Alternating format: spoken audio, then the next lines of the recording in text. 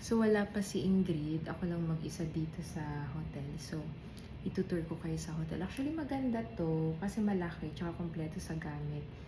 Alpha Suite ito. And then, it's a 2-bedroom unit. And then, kompleto sa gamit. So, okay. Dito, okay. Hindi ko na kayo tutur sa room ha. So, dito yung isang kwarto. Dito yung isang kwarto. So, parehas na kwarto, may CR. Tapos pag may bisita ka, may isang CR dito. So, ito yun.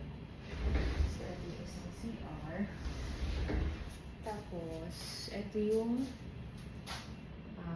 living area. So, ito yung living area mo. Hello.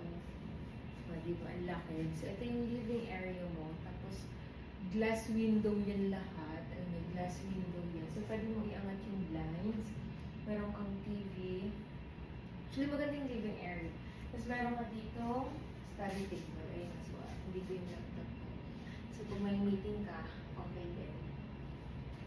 Ayan. Tapos, yung kabilang side, yung sa may kusina. Teka. Lipat ko para at least makita niyo. Saan ko ba pwede ilagay? Dito na nga lang. Dito na nga lang. Ayan.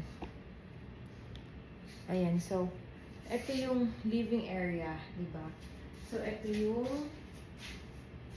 ayan, so, meron kang coffee maker, yung mga cabinet, ito yung lutuan. So, dito yung oven. Ito na yung island counter dining area mo. Actually, maganda siya. Hindi lang, maluwag siya sa 4, hindi lang siya 4, pero yung upuan kasi 4. Tapos, meron kang ref, meron kang microwave, tapos, gamit dito, may rice cooker ka. So, kompleto. Kompleto. Tapos, ang maganda, meron kang washing machine. Ayun na. So, pwede kang maglaba dito. Tapos, pwede pa itong ma-close ha. Ayan na. Nahihila siya. Tapos, naku-close. Kaya, ang labas niya, harito. Ganitong block. Ayan. Ayan. So, maganda siya. Maganda siya para sa family. Pag madami kayo, okay siya. Kasi may space talaga. Tapos may pool din sila. I-check nyo yung pool. Actually, maganda din yung pool nila. Kaya lang, hindi ko alam kung magkano yung publish rate nila. Kasi pag corporate, mas mura kasi.